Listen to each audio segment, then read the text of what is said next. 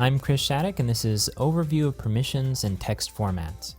In this chapter, we review most of the permissions available, we set up a new role using those permissions, and finally we review the role of text formats.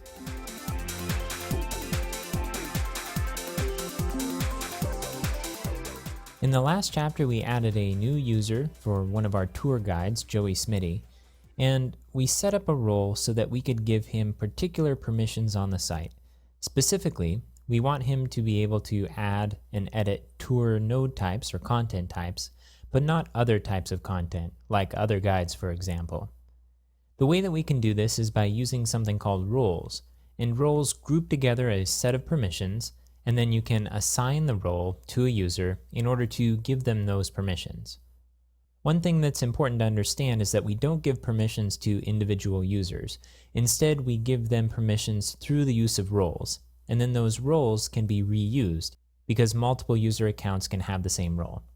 Now, we've already set up the role for guide, you see it here, but we haven't set any permissions for this role yet. So let's go ahead and go through the list of permissions and explore what they're for and add the permissions that we think would be most useful for this role.